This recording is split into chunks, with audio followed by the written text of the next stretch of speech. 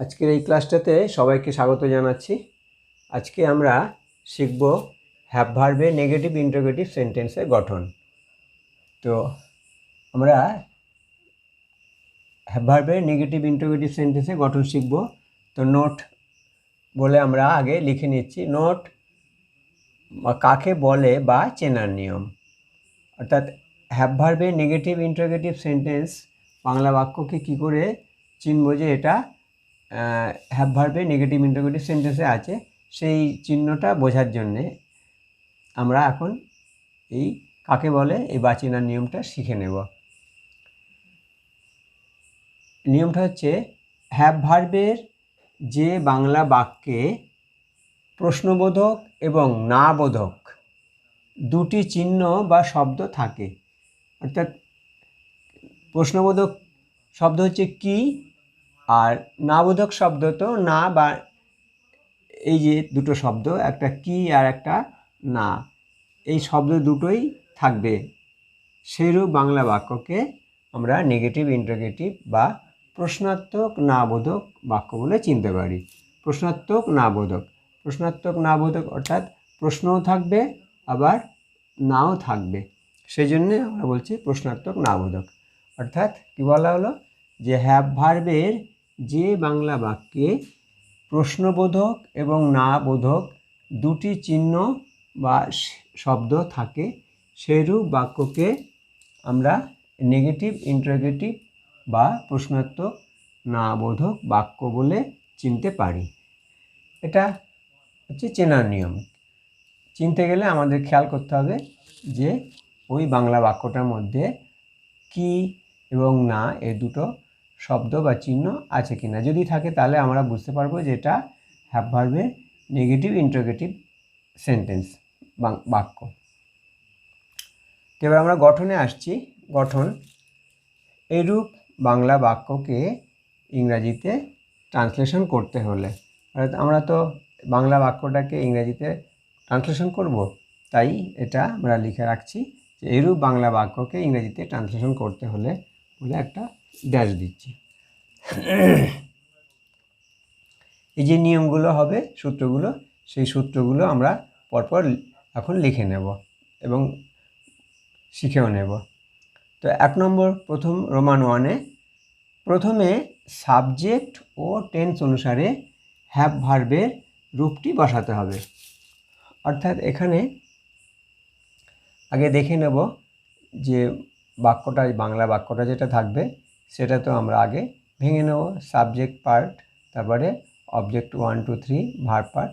ভাঙার পরে আমরা দেখতে পাচ্ছি যে সাবজেক্ট ওটা কত হচ্ছে এবং টেন্সটা কিসে আছে, প্রেজেন্টে আছে না পাস্টে আছে না ফিউচারে আছে, সেই অনুসারে হ্যাভ ভার্বের যে রূপগুলো হয় সেই রূপটা প্রথমে বসাবো। তবে এখানে একটু খেয়াল করব আমরা সেই একই কথা, যে হ্যাভ ভার্বের রূপে যদি একের বেশি শব্দ থাকে তাহলে যে শেষ শব্দটা বা যে শেষ ওয়ার্ডটা যেটা হবে সেটা আমরা বাদ রেখেই বসাবো। এটা ব্র্যাকেটের মধ্যে আমি লিখে নিয়েছি। আচ্ছা, রোমান 2, তো সাবজেক্ট ও টেন্স অনুসারে আমাদের হ্যাভ ভার্বের রূপটা বসানো হয়ে গেল। তারপরে রোমান 2 কি, এরপর নট শব্দটা বসাতে হবে। নট শব্দটা বসাতে হবে, হ্যাভ ভার্বের রূপটা লেখার পরে নট এই শব্দটা বসাতে হবে। এখানেও আমাদের একটু খেয়াল রাখতে হবে যে সাবজেক্টটা যদি প্রোনাউন হয় তবে নট সাবজেক্টের পরে বসবে। সাবজেক্টটা যদি প্রোনাউন হয় তবে নটটা সাবজেক্টের পরে বসাতে হবে। নট বসাতে হবে ওই হ্যাভ ভার্বের রূপের পরে, কিন্তু যদি দেখি যে সাবজেক্টটা নাউন নয়, সেটা প্রোনাউন, তবে ওই সাবজেক্ট বসার আগে নট বসাতে পারবো না, অর্থাৎ সাবজেক্ট বসে তারপরে নটটা আমাদের বসাতে হবে। ওটা উদাহরণ যখন আমরা করব তখন জিনিসটা আরও পরিষ্কার হয়ে বুঝতে পারবো। 3 নম্বর রোমান 3, তারপর সাবজেক্ট পার্টটি বসাতে হবে। অর্থাৎ নট বসানো হয়ে গেল, তারপরে সাবজেক্ট পার্টটা যেটা হবে সেটা বসাতে হবে। রোমান 4 4 নম্বর, এরপর হ্যাভ ভার্বের বাদ রাখা ওয়ার্ডটি বসাতে হবে। অর্থাৎ যে টেন্সের ক্ষেত্রে হ্যাভ ভার্বের রূপে একের বেশি ওয়ার্ড থাকবে সেইখানে আমরা যে শেষ ওয়ার্ডটা বাদ রাখি, সেই বাদ রাখা ওয়ার্ডটা 4 নম্বর নিয়ম অনুসারে বসাতে হবে। তবে 5 নম্বর শেষে অবজেক্ট 1 2 3 বসাতে হবে। এই হলো আমাদের এই হ্যাভ ভার্বের নেগেটিভ ইন্টারোগেটিভ সেন্টেন্সকে বাংলা বাক্য থেকে ইংরেজিতে গঠন করার এই 5টা নিয়ম, অর্থাৎ এই 5টা সূত্র পরপর যদি আমরা মেনে বসাতে পারি, তাহলে হ্যাভ ভার্বের নেগেটিভ ইন্টারোগেটিভের যে কোনো বাংলা বাক্য ইংরেজিতে ট্রান্সলেশন করতে পারবো। এখন আমরা উদাহরণের দিকে দেখি। উদাহরণ 1, বাংলাটা হচ্ছে, গাভীটির কি একটা বাছুর নেই? নেই বলতে আছে না, এটা আর কি। তো ভাঙি, গাভীটির কি একটা বাছুর নেই, এটা ভাঙলে আমরা পাচ্ছি গাভীটির, এটা সাবজেক্ট 5 হচ্ছে, কি এটা ইন্টারোগেটিভের মধ্যে পড়ছে, একটা বাছুর, এই একটা বাছুর হচ্ছে অবজেক্ট 1, আর নেই, নেই মানে আছে না, আছে হচ্ছে হ্যাভ ভার্বের প্রেজেন্ট টেন্স, আর না মানে নেগেটিভ, তাই নেই শব্দটা হচ্ছে হ্যাভ ভার্বের প্রেজেন্ট টেন্সে নেগেটিভ। তো ভাঙাটা আমরা এইভাবে ভেঙে নিলাম। এখন ট্রান্সলেশনে যাব। তাহলে ট্রান্সলেশন করতে গেলে প্রথমে তো আমাদের নিয়ম হচ্ছে যে প্রথমে হ্যাভ ভার্বের রূপটা বসাতে হবে সাবজেক্ট ও টেন্স অনুসারে। তো এটা তো হ্যাভ ভার্বের প্রেজেন্ট টেন্স, আর সাবজেক্টটা হচ্ছে গাভী অর্থাৎ S5। তো S5-এর সঙ্গে হ্যাজ ম্যাচিং হয়, আমাদের আগে শেখা হয়ে গেছে। তো হ্যাজ, এরপরে বলা আছে যে নট, 2 নম্বরে বলা আছে নট বসাতে হবে। তো যেহেতু গাভীটা আমাদের নাউন, তাই এটা প্রোনাউন নয় বলে সাবজেক্টের পরে যাবে না, নটটা আগেই বসবে, তাই নট বসে গেল। তারপরে 3 নম্বরে আছে এরপর সাবজেক্ট পার্টটি বসাতে হবে। সাবজেক্ট পার্ট হচ্ছে গাভীটি, তাই দ্য কাউ। 4 নম্বরে আছে এরপর হ্যাভ ভার্বে বাদ রাখা ওয়ার্ডটি বসাতে হবে। তো এখানে হ্যাভ ভার্বের প্রেজেন্টে তো একটাই ওয়ার্ড থাকে, তাই এখানে কোনো সব ওয়ার্ড বাদ রাখা হয়নি। তো এবার 5 নম্বরে যাব, শেষে অবজেক্ট 1 2 3 বসাতে হবে। এখানে অবজেক্ট 1 2 3 এর মধ্যে শুধু 1 আছে, একটা বাছুর, তাহলে আ কাফ। তাহলে গাভীটির কি একটা বাছুর নেই, এটার ইংরেজিতে ট্রান্সলেশন করে আমরা পেলাম has not the cow a calf, CALF, calf. এবার উদাহরণ 2-এ, উদাহরণ 2 আছে, মালিটির কি একটা নিড়ানি নেই? মালিটির কি একটা নিড়ানি নেই? তো এই বাক্যটাকে আমরা ভেঙে নিই। মালিটির সাবজেক্ট 5, কি ইন্টারোগেটিভ, একটা নিড়ানি অবজেক্ট 1, নেই, নেই বলতে আছে না, তাই এটা হ্যাভ ভার্বের প্রেজেন্ট টেন্সে নেগেটিভ।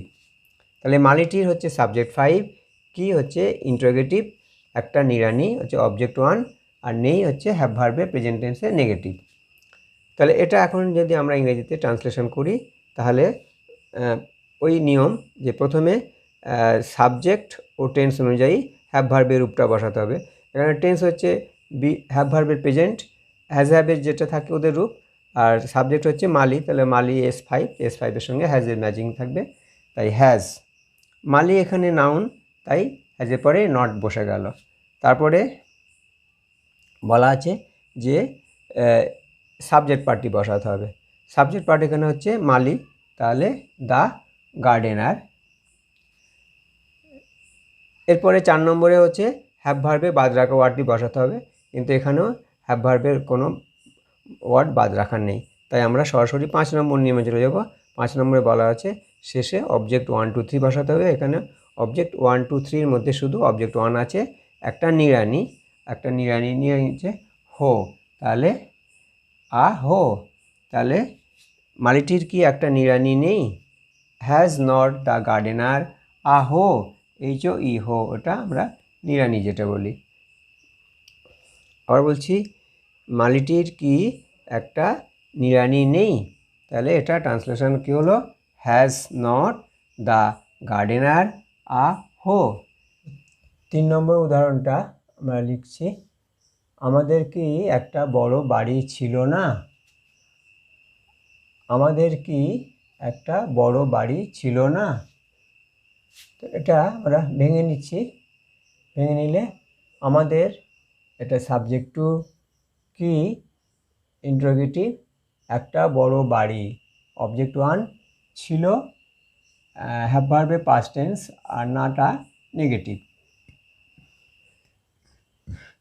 তো এটা ট্রান্সলেশন করি।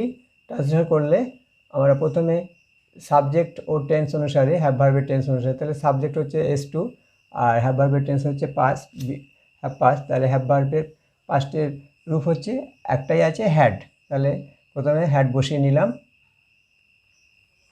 তারপরে হ্যাডের পরে নেগেটিভ নট বসার কথা, কিন্তু যেহেতু এটা আমাদের এটা সাবজেক্ট টু হচ্ছে প্রোনাউন, তাই এটা হ্যাডের পরে প্রোনাউন সাবজেক্টটা বসে গেল, তারপরে নটটা বসা হলো। বলা আছে যে প্রোনাউন থাকলে নটটা সাবজেক্টের পরে বসে, তাহলে নট বসানো হলো। এরপরে অবজেক্ট 1 2 3, অবজেক্ট 1 হচ্ছে একটা বড় বাড়ি, বিগ হাউস। তাহলে আমাদের কি একটা বড় বাড়ি ছিল না? এটা ট্রান্সলেশন করে কি পেলাম? Had we not a big house? Had we not a big house? তারপরে আসছি 4 নম্বর একটা উদাহরণ। 4 নম্বর উদাহরণটা, তোমাদের কি একটা বড় উঠান ছিল না? তোমাদের কি একটা বড় উঠান ছিল না? তো এটা ভাঙলি আমরা পাচ্ছি তোমাদের সাবজেক্ট 4 কি ইন্টারোগেটিভ একটা বড় উঠান, এটা অবজেক্ট 1 ছিল হ্যাভ পাস্ট আর না নেগেটিভ, ছিল হ্যাভ ভার্বে পাস্ট টেন্স। তো ট্রান্সলেশন করলে আমরা প্রথমে সাবজেক্ট ও হ্যাভ ভার্বের টেন্স অনুসারে হ্যাভ ভার্বের রূপটা বসাবো। তো এটা হ্যাভ ভার্বের পাস্ট টেন্সের রূপ হ্যাড একাই আছে, তাই হ্যাড প্রথমে বসিয়ে নিলাম। তারপরে তোমাদের এটা S4 মানে এটা প্রোনাউন, তাই হ্যাডের পরে সাবজেক্ট ইউটা বসে যাচ্ছে ইউ। তারপরে সাবজেক্টের পরে নট বসে গেল নট। তারপরে অবজেক্ট 1 2 3, অবজেক্ট 1 2 3 মধ্যে শুধু অবজেক্ট 1 আছে, একটা বড় উঠান, তাহলে আ লার্জ কোর্টইয়ার্ড। তাহলে তোমাদের কি একটা বড় উঠান ছিল না? এটা ইংরেজি ট্রান্সলেশন করে পাচ্ছি had you not a large courtyard? Had you not a large courtyard? এবারে আসছি 6 নম্বর একটা উদাহরণে। এই 5 নম্বর উদাহরণ। 5 নম্বর উদাহরণটা হচ্ছে জেলেটির কি একটা মাছ ধরার জাল ছিল না? তাহলে এটা ভাঙলে জেলেটির পাচ্ছি সাবজেক্ট 5 কি ইন্টারোগেটিভ ওয়ার্ড একটা মাছ ধরার জাল, এটা অবজেক্ট 1 ছিল, এটা হ্যাভ ভার্বে পাস্ট টেন্স না নেগেটিভ। তো ট্রান্সলেশন করলে আমরা জেলেটি S5 হ্যাড হ্যাভ ভার্বে পাস্ট টেন্সে আমাদের যে রূপটা হচ্ছে হ্যাড, প্রথমে হ্যাড বসানো হলো। জেলেটি যেহেতু নাউন, তাই নাউনের আগে নট, তাহলে হ্যাড নট। তারপরে সাবজেক্ট হচ্ছে জেলেটি, দ্য ফিশারম্যান। তারপরে অবজেক্ট 1 2 3, 1 হচ্ছে একটা মাছ ধরার জাল, ফিশিং নেট। তাহলে জেলেটির কি একটা মাছ ধরার জাল ছিল না? এটা ইংরেজি ট্রান্সলেশন করে পাওয়া গেল had not the fisherman a fishing net? Had not the fisherman a fishing net? এরপরে আসছি 6 নম্বর উদাহরণে। 6 নম্বর উদাহরণটা হচ্ছে রাজমিস্ত্রিটির কি একটি বাড়ি থাকিবে না? রাজমিস্ত্রিটির কি একটি বাড়ি থাকিবে না? এটা ভেঙে নিচ্ছি। ভাঙলে রাজমিস্ত্রিটির এটা সাবজেক্ট 5 হচ্ছে কি ইন্টারোগেটিভ ওয়ার্ড হচ্ছে একটি বাড়ি অবজেক্ট 1 থাকিবে বা হইবে, এটা হচ্ছে হ্যাভ ভার্বে ফিউচার টেন্স আর না নেগেটিভ। তাহলে এটা ট্রান্সলেশন করলে আমরা পাচ্ছি হ্যাভ ভার্বে ফিউচার টেন্স। হ্যাভ ভার্বে ফিউচার টেন্সের রূপ হচ্ছে শ্যাল হ্যাভ আর একটা হচ্ছে উইল হ্যাভ। তো এখানে দুটো রূপের মধ্যেই দুটো করে ওয়ার্ড আছে। তো এখানে রাজমিস্ত্রি এটা S5, S5 এর সঙ্গে উইল হ্যাভ ম্যাচিং করবে, তাই উইল হ্যাভের মধ্যে উইল এই অংশটুকু আগে লিখলাম। তাহলে উইল, তারপরে রাজমিস্ত্রি যেহেতু S5 এটা নাউন, তাই নটটা বসে গেল। তাহলে উইল নট, তারপরে দ্য মেশন, রাজমিস্ত্রি সাবজেক্ট পার্ট দ্য মেশন, তারপরে বাদ রাখা যে ওয়ার্ড হ্যাভ, এটা হ্যাভ বসানো হলো। তাহলে will not the mason have, তারপর অবজেক্ট 1 হচ্ছে একটি বাড়ি, আ হাউস, রাজমিস্ত্রিটির কি একটি বাড়ি থাকিবে না, তাহলে will not the mason have a house. তো এটা আমাদের যেহেতু হ্যাভ ভার্বে ফিউচার টেন্সে, তাই হ্যাভ ভার্বে ফিউচার টেন্সে দুটো রূপ আছে এবং দুটো রূপে প্রত্যেকটাতেই দুটো করে ওয়ার্ড আছে। তো এটা রাজমিস্ত্রি যে S5, S5-এর জন্যে উইল হ্যাভ হবে, তাই ওই জন্য উইলটা আমরা আগে বসালাম, তারপরে নিয়ম অনুযায়ী তারপরে নট বসবে, তারপরে নিয়ম অনুযায়ী এটা নাউন আছে সাবজেক্ট রাজমিস্ত্রি, তাই দি মেশন, তারপরে সাবজেক্টের পরে যে বাদ রাখা যে ওয়ার্ডটা হয় সেটা আমাদের বসাবো, সেটা হচ্ছে হ্যাভ, তারপরে অবজেক্ট 1 2 3, ওখানে অবজেক্ট 1 2 3 একটা আছে, একটি বাড়ি আ হাউস, তার ইংরেজিটা হলো রাজমিস্ত্রিটির কি একটি বাড়ি থাকিবে না, এটা will not the mason have a house. এরপরে 7 নম্বর একটা উদাহরণ, শিশুটির কি একটি নতুন বই থাকিবে না, শিশুটির কি একটি নতুন বই থাকিবে না, তাহলে শিশুটির সাবজেক্ট 5 কি ইন্টারোগেটিভ ওয়ার্ড, একটি নতুন বই, এটা অবজেক্ট 1, থাকিবে হ্যাভ ভার্বের ফিউচার টেন্স না নেগেটিভ। তো শিশুটি S5 আর হ্যাভ ভার্বের ফিউচার টেন্সের রূপ হচ্ছে শ্যাল হ্যাভ উইল হ্যাভ, S5-এর জন্য উইল হ্যাভ হয়, তো উইলটা আগে বসানো হলো, তারপরে শিশুটি নাউন বলে নট বসে গেল, তারপরে সাবজেক্ট পার্ট হচ্ছে দ্য চাইল্ড বসানো হলো, এবারে সাবজেক্টের পরে বাদ রাখা ওয়ার্ডটা হ্যাভ সেটা বসানো হলো, তারপরে অবজেক্ট 1 2 3, অবজেক্ট 1 এখানে শুধু একটি নতুন বই, আ নিউ বুক, তাহলে শিশুটির কি একটি নতুন বই থাকিবে না, এটা আমরা ট্রান্সলেশন করে পাচ্ছি will not the child have a new book, will not the child have a new book. এবারে আর একটা 8 নম্বর উদাহরণ, বিড়ালটির কি একটা বাচ্চা থাকিবে না, বিড়ালটির কি একটা বাচ্চা থাকিবে না, বিড়ালটির সাবজেক্ট 5 কি ইন্টারোগেটিভ ওয়ার্ড, একটা বাচ্চা অবজেক্ট 1, থাকিবে এটা হ্যাভ ভার্বের ফিউচার টেন্স না নেগেটিভ। তাহলে এটা ইংরেজি গঠনটা হচ্ছে এখানেও ঠিক তাই, এটা হ্যাভ ভার্বের ফিউচার টেন্স, হ্যাভ ভার্বের ফিউচার টেন্সের রূপ হচ্ছে দুটো, শ্যাল হ্যাভ আর উইল হ্যাভ, তো এখানে সাবজেক্ট 5 যেহেতু তার উইল হ্যাভ হবে, উইল হ্যাভের মধ্যে দুটো ওয়ার্ড আছে, উইল একটা আর হ্যাভ একটা, কিন্তু হ্যাভটাকে প্রথমে বাদ রাখতে হবে, তো প্রথমে উইল সহকারে এই যে হ্যাভ ভার্বের রূপটা উইল বসানো হলো, তারপরে যেহেতু নেগেটিভ তাই নট বসালাম, যেহেতু বিড়াল নাউন বলে সাবজেক্টের আগে বসলো উইল নট, তারপরে সাবজেক্ট পার্ট বিড়ালটি দ্য ক্যাট, এবারে বাদ রাখা ওয়ার্ড হ্যাভ এই সাবজেক্টের পরে এটা হ্যাভ বসানো হলো নিয়ম অনুযায়ী, তারপরে অবজেক্ট 1 2 3, অবজেক্ট 1 এখানে একটা বাচ্চা আ কিটেন, তাহলে বিড়ালটির কি একটা বাচ্চা থাকিবে না, এটা আমরা ইংরেজিতে গঠন করে পাচ্ছি will not the cat have a kitten, আমি বলছি will not the cat have a kitten.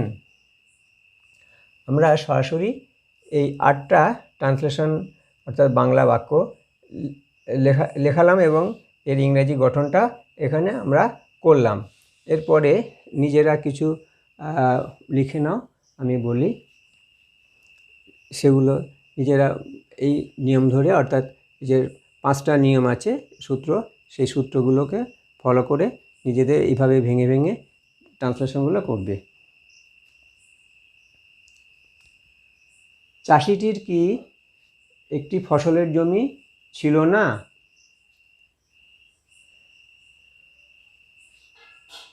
মুরগিটির কি কয়েকটি বাচ্চা ছিল না?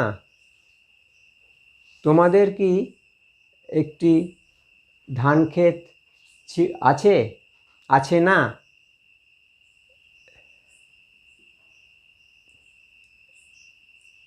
গাছটির কি অনেক ডাল থাকিবে না?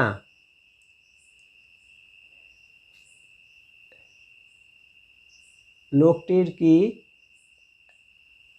একটি বাড়ি থাকিবে না? গরুটির কি দুটি শিং ছিল না?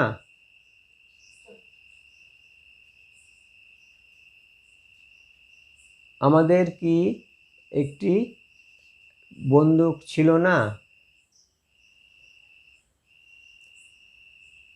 তাহার কি একটি ঘুড়ি আছে না? এই কয়েকটা বললাম।